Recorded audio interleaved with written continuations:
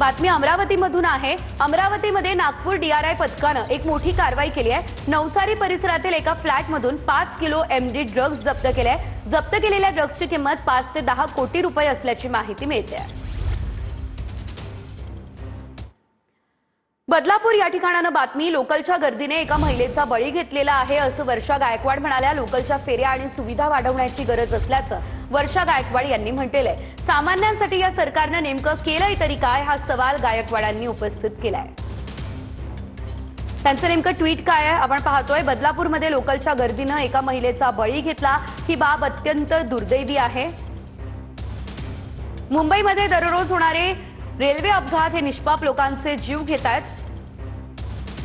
सामान्य जनतेच्या प्रवासाचे प्रश्न सोडवण्याऐवजी हे सरकार फक्त बुलेट ट्रेनच्या गप्पा मारणार का हा सवाल वर्षा गायकवाड यांनी उपस्थित केलेला आहे। आता गरज आहे लोकलच्या फेऱ्या आणि सुविधा वाढवण्याची, पण या सरकारला सामान्य माणसाच्या जीवापेक्षा चमकदमक जास्त महत्त्वाची वाटतेय असंही वर्षा गायकवाड म्हणाल्या।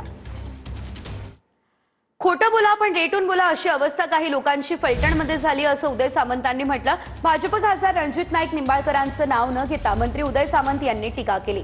मुख्यमंत्र्यांनी फोनवरून साताऱ्यात एमआयडीसी आणि कारखाना आणतो असं दावोसच्या दौऱ्यात सांगितलेलं आहे। ही चर्चा सध्या फलटणमध्ये रंगली आहे। दिवसापूर्वी दावोसला गेलो होतो, मुख्यमंत्री महोदयांच्या नेतृत्वाखाली काही मंडळींनी सांगितलं की तिथनं थेट काही लोकांना फोन आला आणि साताऱ्यामध्ये आता एमआयडीसी आणि कारखाना मी आणतोय असं मुख्यमंत्र्यांनी सांगितलं। मला असं वाटतं की मी दावोसच्या दौऱ्यामध्ये होतो, एवढ्या कार्यबाहुल्यातनं मुख्यमंत्र्यांनी कोणालाच फोन केला नाही याची रामराजे साहेब तुम्ही खात्री बाळगा। आणि तो फोन केला असता तर उद्योगमंत्री म्हणून मलाच विचारून केला असता, पण असं काही झालेलं नाही। पण खोटं बोला पण रेटून बोला आणि जनतेला फसवा हा काही लोकांचा उद्योग बनलेला आहे।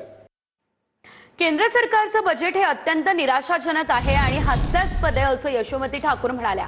केंद्रीय अर्थसंकल्पावरून काँग्रेसच्या नेत्या यशोमती ठाकूर यांनी टीका केली। बजेटमध्ये शेतकरी, कामगार आणि मध्यमवर्गीयांसाठी काहीच तरतूद नसल्याचं यशोमती ठाकूर यांनी म्हटलंय।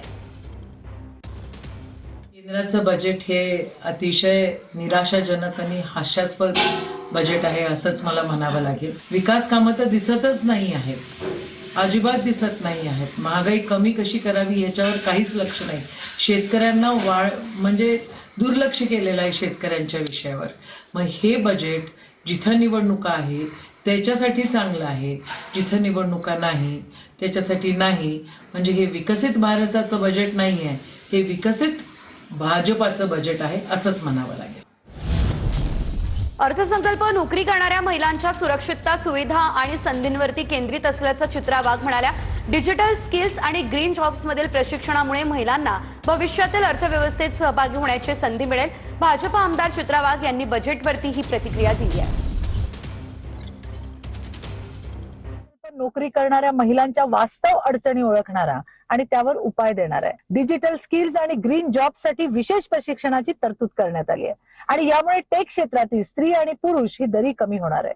फ्रीलान्सिंग आणि रिमोट वर्कच्या नव्या संधी उपलब्ध होतील आणि महिला केवळ कर्मचारी न राहता नाविन्यपूर्ण संशोधन आणि नव्या कल्पनांचा भाग बनतील। हा अर्थसंकल्प महिलांना आज सुरक्षित करतो आणि उद्याच्या अर्थव्यवस्थेसाठी सक्षम सुद्धा बनवतो। तर आजच्या राजकीय परिस्थितीत शरद पवारांनी निर्णय घेण्याची गरज आहे। केंद्रीय राज्यमंत्री रामदास आठवले यांनी हे वक्तव्य केलं।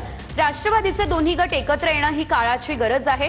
शरद पवार आमच्यासोबत आले असते तर राष्ट्रवादीमध्ये फूट पडली नसती असं देखील आठवलेंनी म्हटलंय।